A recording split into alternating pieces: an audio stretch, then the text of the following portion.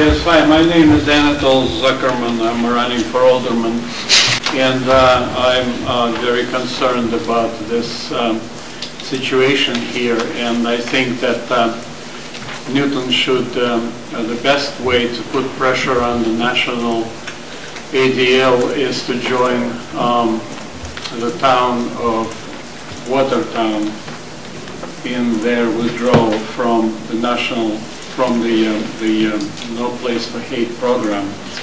And I think when Mr. I forget your name, sir. Sedaris suggested that the Watertown people took the extreme position of withdrawing program. I think it was actually the minimum that we can do to put the pressure on ADL, because the ADL has been doing it for years, and I don't think that Mr. Foxman is going to move another step forward toward the resolution of this crisis. So I suggest that this commission makes the resolution to withdraw from the No Place for Hate program until and unless the national ADL changes its position completely. Thank you.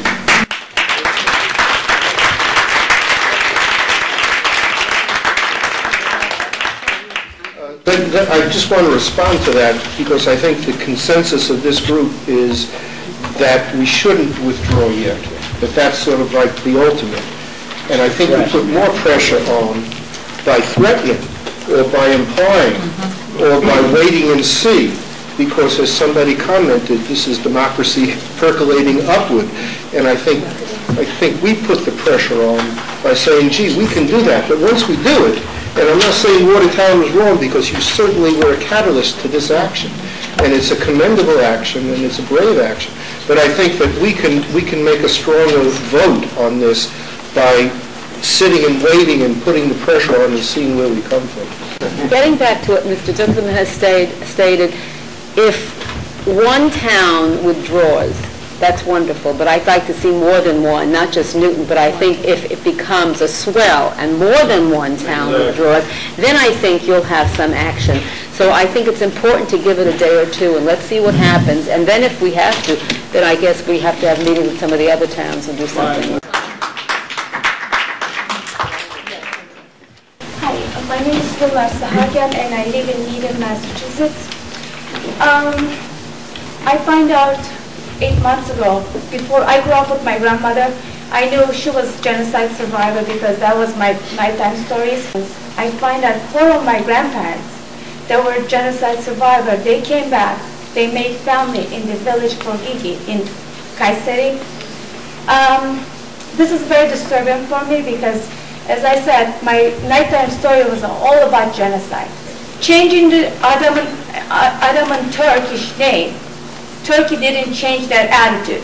They're still living freely in my homeland, and they have no penalty so far. They are so comfortable.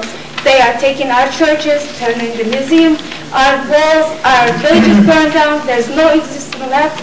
Nothing is Armenian. This is very disturbing for me, coming from the LADL, because of the fact this group went the same similar pain we did. And I don't understand how they can come with the Turks, work against us.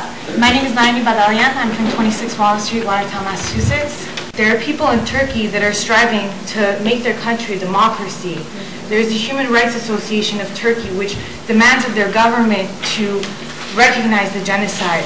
There's the journalist Hrant Dink, who was a brave hero and sacrificed his life to this cause. And we need to encourage these people, and we need to pass this resolution. And I think that the ADL needs to help promote this, and all of us here today need to help promote this. On May 24th, 1915, the Allied powers vowed to hold responsible the members of the Ottoman government who were committing these new crimes against humanity.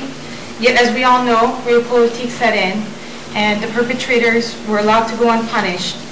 And this act of impunity, as you all know, Hitler's infamous quote, And right now, we're living in a very crucial historical moment. I really, really feel that. And I think that we're playing a very vital role, an important vital role in these turn of events. And we are not the World War I allies who had no will and no force to implement their promise.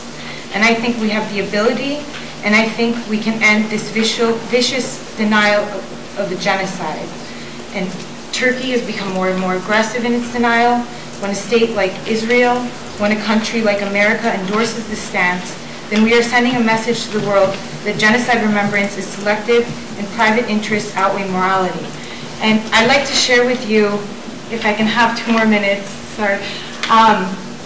This is written by Yair Aron, The Banality of Denial. He's an Israeli scholar. He wrote about Israel and the Armenian genocide, and I had the honor to meet him in 2003 at the Zoyan Institute in Toronto at their Genocide and Human Rights University program. And he says, everyone would agree that Israel has no right to bargain with the memory of the Holocaust, but even more, it has no right by no means in any circumstances, and much less so than any other country, to bargain with the memory of another victim group. And yet Israel did just that with the Armenian genocide. The injustice on the side of Israel is even greater than that of any other country. Other states are passive or indifferent to the process of denial. Some are even active in the struggle against denial and are ready to pay the price for their decision, which was based mostly on moral grounds. Over the years, Israel has turned from being a passive denier to being an active denier. Israel is contributing to the process of genocide denial, and by doing so, it also betrays the memory and the legacy of the Holocaust, at least from my point of view. So I ask you not to let the ADL use the name of Israel, use the Jewish community in Turkey to promote its personal interests, and I ask you to end ties with No Place for Hate in order to be firm.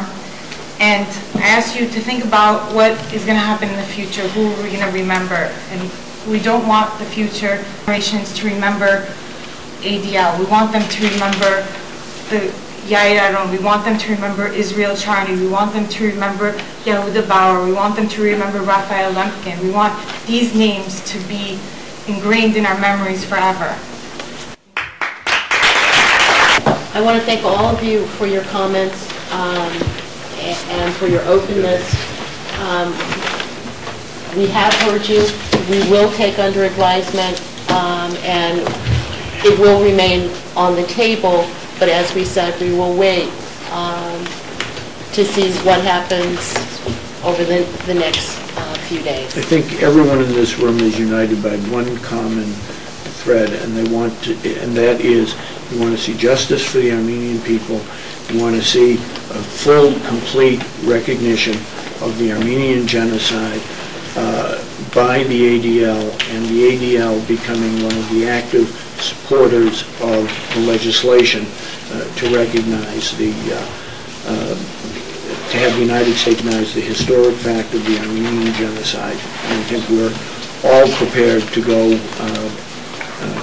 as far as we need to make sure that those ends are realized.